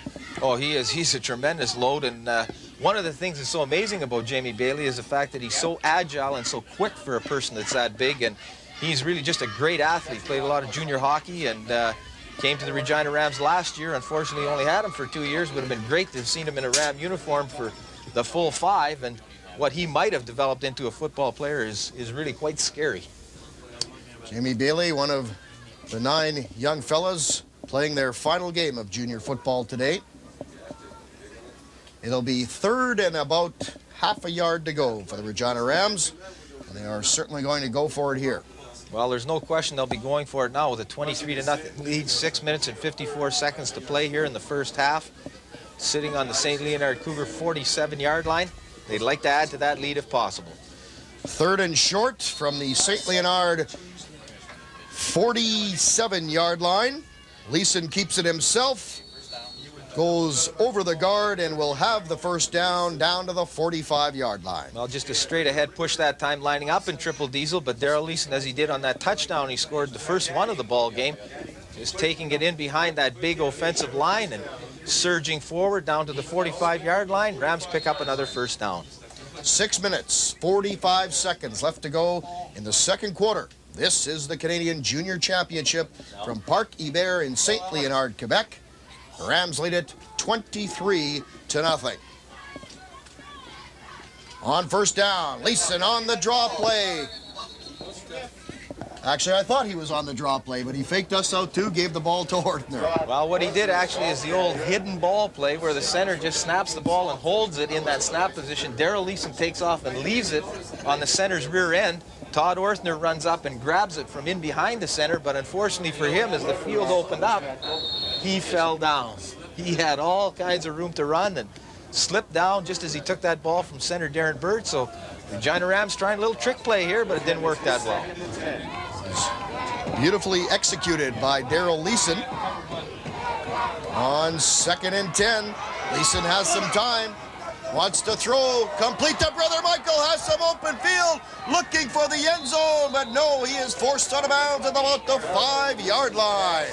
Nice play by the Leeson brothers. Well, a great play by the Leeson brothers at both ends of that. Daryl Leason with some great time to throw from the pocket, but stood there, couldn't find anybody open right away, and then the pressure started to get to him, started to roll to his left, looked downfield, hit Brother Mike for a big 37-yard gain as he scampers down to the St. Leonard Cougars 8-yard line.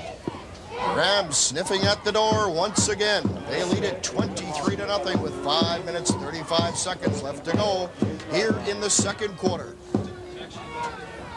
1st and 10 Rams. From the St. Leonard 8-yard line, the give is to Todd Ortner. Nothing doing. Fumbles the football, and a good job by Sean Harvey to come up with that fumble deep in St. Leonard territory. Well, where was Corey Morse on that? He's the designated fumble recoverer. He's supposed to be there picking those things up, but Todd Ortner did a good job of avoiding that first wave of tacklers from the St. Leonard Cougars, but unfortunately for him, somebody grabbed him by the arm, the ball popped free, and Sean Harvey zipped over and picked it up to keep this drive alive here. Now we check Daryl Leason's stats. 7 of 9 for 222 yards passing, and we've got 4 minutes and 54 seconds to play here in the first half. Well, somebody said Daryl Leason would approach 500 yards passing today, and he's not too far off from getting halfway there right now. Leason wants to run to the football, looks for the end zone. Touchdown, Daryl Leason from 7 yards out. Another great run by the outstanding quarterback for the Regina Rams. Yeah, just a great job by Daryl Leason that time, just getting around that corner. Looked like he was going to throw it again, trying to find his brother downfield, but elected to tuck it under, use that great speed and strength that he possesses, gets around the corner, and puts it into the end zone for the Regina Rams.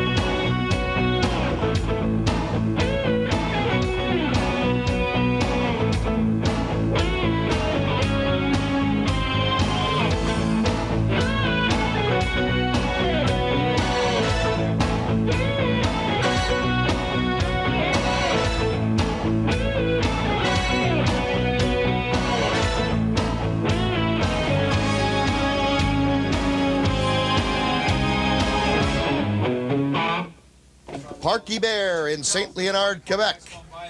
The Cougars have it 1st and 10 from their own 35-yard line. Nothing doing as they try and take it up the middle.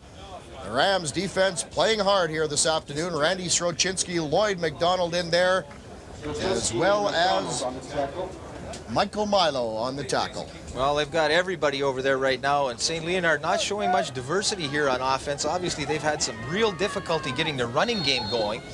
Jacqueline Pierre-Antoine, their big running back, has carried the ball 8 times for a total of 20 yards only, so they've got to look at something else, trying to go off tackle. Some of the best success they've had has been straight at the Regina Rams on their little draw plays. 3 minutes, 15 seconds left to go here in quarter number 2. The Rams lead it 30-0. They give after a little razzle-dazzle in the backfield, but Marco Ricci comes up to make a nice defensive tackle. The ball carrier there was number 21, Chris Jones. Well, Chris Jones just taking that handoff from quarterback Mark Gadaluca, trying to get around that far side of the Regina Ram defense, but Marco Ricci does a good job of staying home out there and just running down the line of scrimmage with Chris Jones, gets a hold of him, drops him for about a 2-yard loss.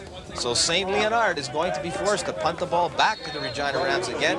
Their returners are waiting about their own 40-yard line. Sergio Panunzio in now to punt from about his own 20-yard line. Chris Frankowski and Jason Beulah now standing at about their own 40-yard line. We have some early movement and flags down. The Ram defenders kind of pointing right now at the offensive line of St. Leonard.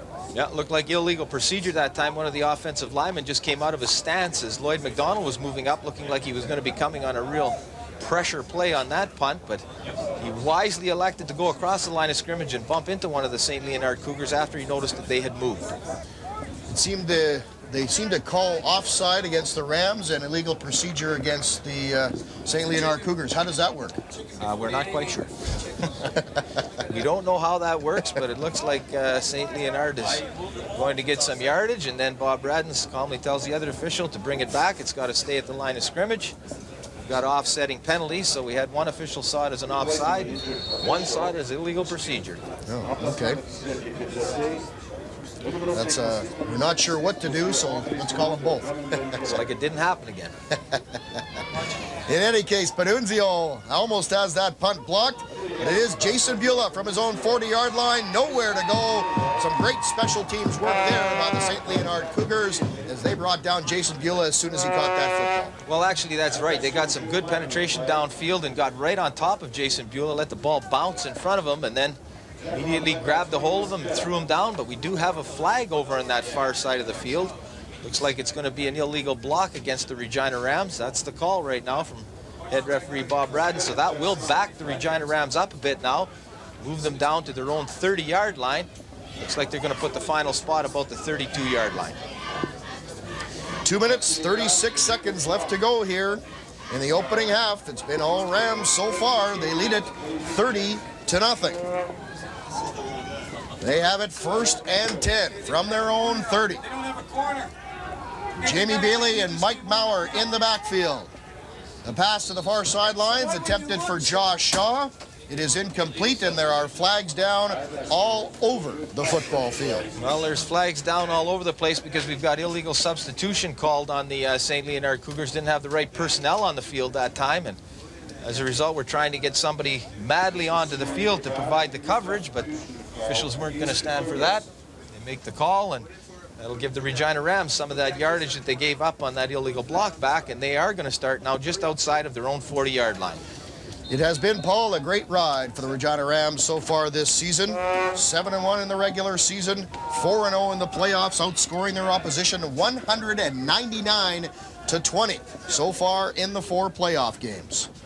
On 1st and 10, Leason fakes to give up the middle. The pass is complete to Mike Maurer on the sidelines. He'll have a gain of about 7 yards. Well, Mike Maurer makes a great catch over there, just coming from his tailback position and leaking out into that flat. Daryl Leason rolling to his right as well and hits Mike Maurer with a nice pass, and he does a good job of keeping his feet in bounds that time. Daryl Leason just looking downfield as he rolls to see if he can check the deep man. Sees that he's not there, dumps the ball off to Mike Maurer, keeps his feet down, jumps out of bounds, and he's got about a 6-yard pickup on the play. 2 minutes, 28 seconds left to go here in the opening half. There was some early movement, no flags down on the play. Maurer is brought down in the backfield on a nice defensive play by the Cougars. That was number 73 in there very quickly, Ian Donaldson. But it did look to me, Paul, as if there was some early movement on the defensive line. Well, no question about it. It looked like it was number 73, Ian Donaldson, that was across the line of scrimmage, and that's why he was able to get into the backfield that quickly and grab a hold of Mike Maurer and threw him down for about a 3 or 4 yard loss on the play. And you called it, Ron. No flags on the play. They're going to let it stand, so that'll put the Regina Rams in a punting situation now. I believe this is their first one of the game here today. Matt Kellett will punt from his own 25-yard line. One man is back for the St. Leonard Cougars. That is number 71, Brenson Barthelus. Kellett gets away a nice high punt.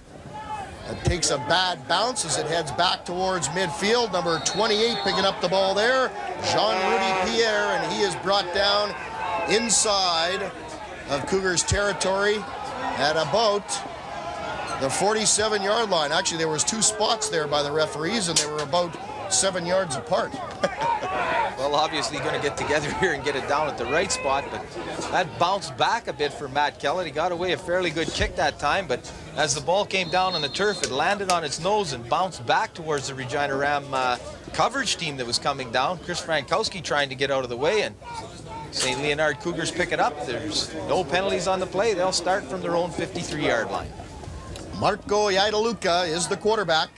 Jacqueline Pierre-Antoine and Jean-Louis Gary are in the backfield. It is Pierre-Antoine on the carry. He goes right up the middle and will have a gain of about 4 or 5 yards. Well, this is where the St. Leonard Cougars, if they've had any success, it's been in the middle here, picking up about 4 or 5 yards a carry. This time, Jacqueline Pierre-Antoine going straight at that Regina Ram defense, picks up about 5 yards. They move across that midfield stripe. Dennis Losey with the big tackle coming from his defensive end position to drag him down. They're looking at 2nd and 5 from the Regina Ram 53-yard line.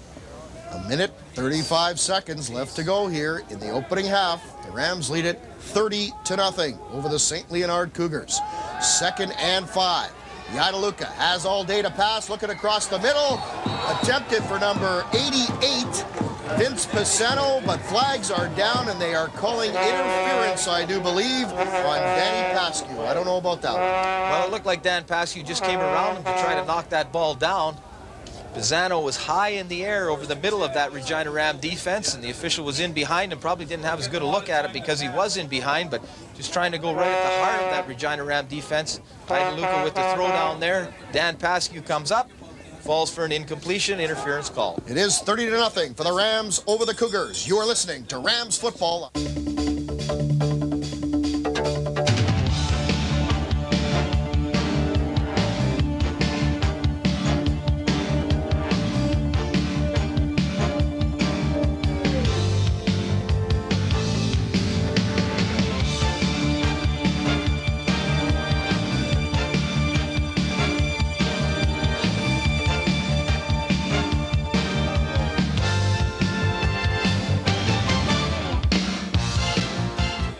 On 1st and 10 from the Rams' 38-yard line.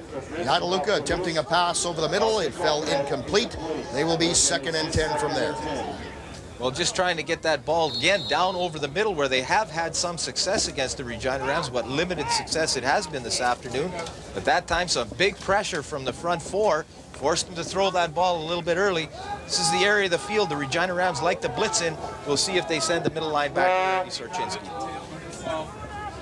High formation in behind the quarterback, Yadaluka. He wants to pass. Looking across the middle, has a man open. It is complete to Bartholis Brenson, and he should have another Cougars first down to about the Rams' 25-yard line. Well, obviously have found something in the Regina Rams secondary that they like right now. That time again, going back into the middle of that Regina Rams secondary. Rams sending middle linebacker Randy Sorchinski, but the Cougars do a good job of picking that up and giving Idaluka some time to throw the ball. He comes up with the big pass completion to number 71, Brenson Bartholis. They have the ball down to the Regina Ram 20-yard line. 58 seconds left to go here in the opening half. The Cougars pressing for their first points of the ball game, looking to the end zone. It is, no, they say incomplete.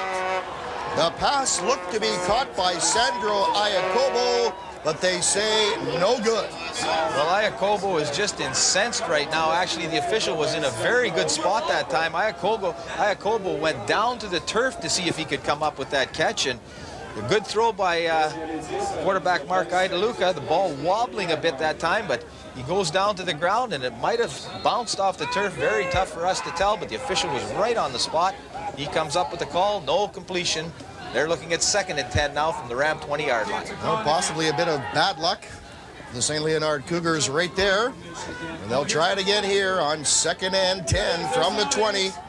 Yadaluka complete to number 71 there, but Jeff Haggerty comes up and drills him right where he caught the football. An outstanding defensive play by Jeff Haggerty on the receiving end, Brenson Bartholis. Well, Brenson Bartholis trying to leak out into that flat area, but defensive halfback Jeff Haggerty reading that play very well, picks him up, the ball arrives, and Jeff Haggerty arrives with a big hit on Brenson Bartholis, drops him right at the 20-yard line for no gain.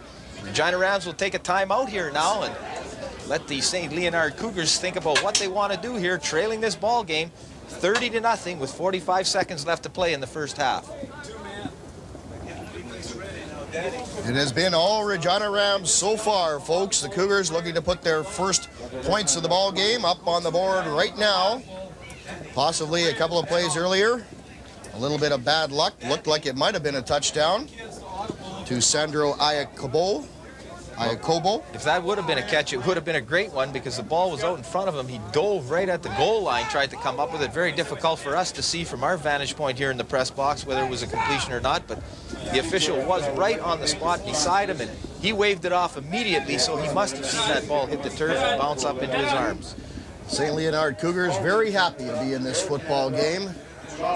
The first ever for this organization, and first time a Quebec team has been in the national championship since 1982. That year, the Montreal Junior Concords, who are no longer in existence, were throttled 46-0 by the Renfrew BC Trojans. The last time the Quebec team won this whole thing was 1965, and it was done by the Montreal NDG Maple Leafs. 3rd and 10, and they are gambling. The pass is complete to number 23 for the Cougars. That is Gary Jean-Louis, but coming up to make an outstanding defensive play, Marco Ricci. Well, we see two very good plays by the defensive halfbacks of the Regina Rams. First, Jeff Haggerty on that second down play with the big hit. And then this time, Marco Ricci on the 3rd down gamble by the St. Leonard Cougars, trying to lead the receiver again into the flat. But on the other side, defensive half, Marco Ricci comes up with a big play. That's a turnover for the Regina Rams and puts their offense back on the field here, down at their own, looks like about 14-yard line with 40 seconds to play in the first half. They'll get one more crack here to put some points up on the board. Leason wants to pass from deep in his own zone.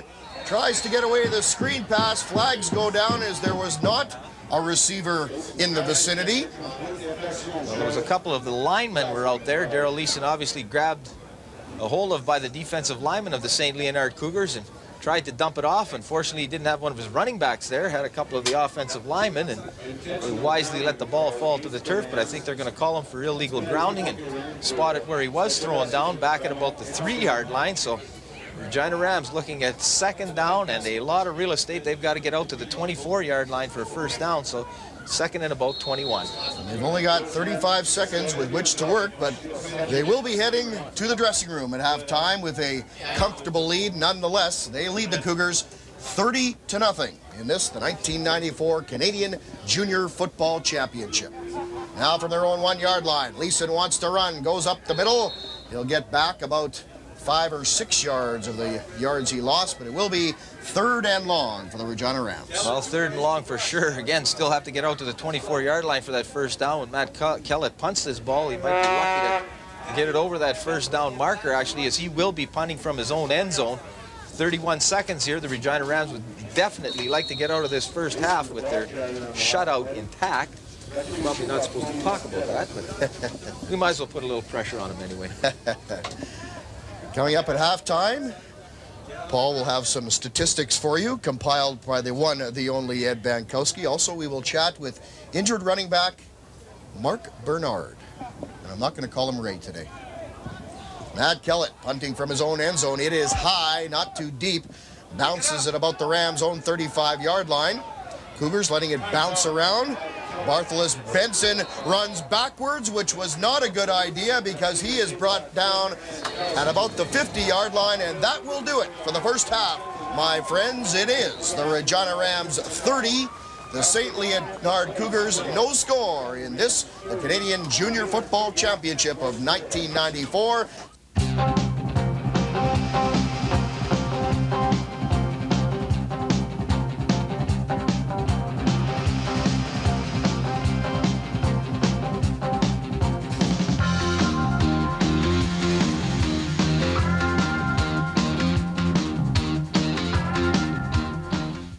Away from the opening kickoff for the second half of football, and Paul, it has been all Regina Rams thus far. They lead it 30-0. Well, it's been all Regina Rams, and you mentioned it earlier on in the broadcast, just a slow, methodical dismantling of the St. Leonard Cougars. Really, in some respects, I think maybe even a bit anticlimactic for the Regina Rams. They worked so hard, and they you know, in the off-season and the weight training programs and whatnot, and then you get to the national final. It should be the real premier event, and here they are at halftime up 30-0 already. They've really made a statement about junior football this year, having the opportunity to play the Manitoba Conference and beating them 73-7, and then on and play the BC champions 64-3, and now out in front of Quebec, who did defeat Ontario this year, and out in front of them 30-0. that's a real statement about where the Regina Ram program is in relationship to some of the other programs in the country. No question about it. I mean, these kids are great athletes. We don't even have to tell you that, folks, but they are also perfect gentlemen. They are also the epitome of sportsmanship. It seems at times, and throughout the year, throughout the last couple of years, when they have got up on teams, it's almost like they didn't want to embarrass the opposition and laid back. We have certainly seen some of that so-called killer instinct here in the playoffs, outscoring the opposition in 4 playoff games, 199-20. So this team playing some great football right now, and certainly they don't want to embarrass the opposition, but they want to do their best right now. Well, there's no question that they do, and they really seem to hit their peak at exactly the right time this year. When the playoffs arrived, they got off the mark fast in a couple of playoff games, and that really sort of made the difference and led to some of those big scores against the opposition. But again, I think a real tribute to the entire Ram program and what they're able to accomplish. Okay, we have another hello to say, this time to Melville from Rhonda Leason. The wife of Daryl Leason wants to say hello to her family in Melville, so hi to everybody in Melville. Well, and we also want to say hello to Ursula Petrie. We're up here with Ray Petrie in the press box, sitting right beside us. We have one of these little excuse me press boxes, so we're kind of all huddled together here in a corner. They're doing the spotting, we're doing the broadcasting, and want to say hello to the Petrie family back in Regina. And we should mention that Rick Seaman is also up here with us, and we want to thank these guys for putting up with us and screaming in their ears all game long.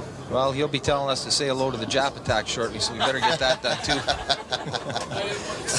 And while we're mentioning the coaching staff of the Regina Rams, we should mention all of the head coaches and assistant coaches for the Rams organization. Of course, the head coach, Frank McChrystal, offensive coordinator, Bernie Schmidt, and of course, Ray Petrie helps out with the offense as well. Jory Orban is the offensive line coach, defensive coordinator, Alex Smith. Ronnie Singer handles the D-line and linebackers, and of course, Rick Seaman with the defensive secondary. And what a coaching staff the Regina Rams do have. But we are underway in the second half.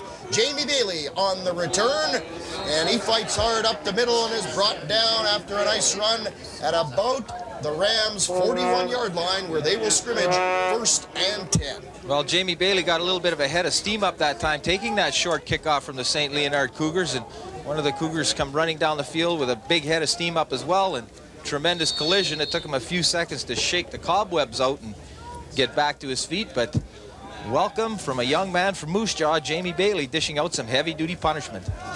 Neglected to mention Gary Urin as well, who does an outstanding job in his general manager's duties. Mike Maurer takes the football on 1st and 10, and he'll have the first down and then some as he brings the ball across midfield and is finally forced out of bounds at about the 52-yard line of the St. Leonard Cougars. So the Regina Rams starting off this second half exactly the same way as they did in the first half. Well, and if there would be an area of the game that they do want to improve on, the Regina Rams, that would be running the ball. Certainly had the ball up in the air a lot in that first half, but in the first half didn't really rush with the same kind of ability that they've shown, but doing a good job to start the second half. On 1st and 10, Daryl Leason wants to run this time, still going, and he is forced out of bounds deep inside of St. Leonard territory at about the 25-yard line. An outstanding run for Daryl Leason. Well, again, the Regina Rams starting out with some more enthusiasm really here, I think, this in the second half. Obviously, the players spent a lot of time in the dressing room by themselves. I saw Coach McChrystal was out on the sidelines after about 1 minute had gone by that halftime. And Daryl Leason doing a good job of getting around that corner and turning upfield. He pushes the ball down after that big 26-yard gain to about the 25-yard line. On 1st and 10, they give us to Jamie Bailey. He's going off tackle, running hard. Flags are down on the play. He'll have a gain of close to 5 yards. We'll see what the flags are about, Paul. Yeah, we'll have to wait. It looks like it's going to be an offside or a holding call, pardon me, against the Regina Rams. So obviously the official caught one of the big offensive linemen in there, holding on to somebody, trying to get Jamie Bailey around that far corner, but they're going to get it ticketed with a 10-yard penalty here, and that'll push the ball back now to the 35-yard line of the St. Leonard Cougars. So again, a good start for the Regina Rams here to open this second half. As mentioned, Jamie Bailey, one of several Moose Jaw lads on this Regina Rams team. Bailey, 6'1", 240 pounds, out of Central Collegiate in Moose Jaw. 13 minutes, 45 seconds left to go here in the third quarter. Leason over the middle to brother Michael. He gets to the outside, to the 10, the 5, and he is brought down right there by the Cougars, but that will be another Regina Rams first down. Well, a great play by quarterback Daryl Leason that time, recognizing the blitz coming from the St. Leonard Cougars. Michael Leason reading it as well, just hooking up into that middle as soon as they sent that other halfback. Mike Leason wide open on the play, a big 30-yard gain, brother-to-brother combination, working very well here this afternoon. Mike Leason now with 4 catches on the day for 114 yards. Outstanding. The Leason brothers have gotten together on several passing combinations throughout this season. Leason caught 27 balls for 539 yards and 2 touchdowns during the regular season. Goes down deep to make a nice catch there, did Michael Leason, but they say it was incomplete. It will be 2nd and goal for the Regina Rams from the Cougars' 6-yard line. Well, Mike Leason that time again just hooking into the middle. Daryl Leason tried to get the ball to him, but delivered a little low, and big 6'3" Mike Leason having to go down to his shoe tops to make that catch, was unable to come up with it. Official said he trapped it as it bounced off the turf, so the Regina Rams 2nd and goal from St. Leonard's 6-yard line. Again, we should tell you these end zones only 13 yards. That makes a bit of a difference. The give is to Jamie Bailey up the middle, though, and he'll have a gain of about 3 yards. It will be 3rd and goal to go for the Regina Rams. Decision time. Well, this will be a decision for head coach Frank McChrystal. Looks like they're going to send out a little more beef out there right now. Looks like they're going to be gambling from St. Leonard's 3-yard line. They respond in kind and bring on some of their bigger boys as well to beef up the middle of that defense that they have. They've done a pretty good job, actually, of working on that triple diesel this afternoon and slowing that down. Probably one of the more effective defensive jobs we've seen against that particular formation of the Regina Rams this year. Speaking of the beef brought in, a couple of the guys, Tim Kusel and Brett Nicholas. The pitch is to Mike Maurer. He's got all kinds of daylight, and he slides into the end zone for yet another Regina Rams touchdown. Well, St. Leonard keying on that big triple diesel formation and running inside. The Regina Rams wisely elect to go with the little pitch to Mike Maurer, start up that motion exactly the same way as if they're going to go inside the tackles. This time a little pitch to Mike Maurer, takes it around the corner. Easy touchdown for the Regina Rams. 2nd touchdown of the ball game for Michael Maurer.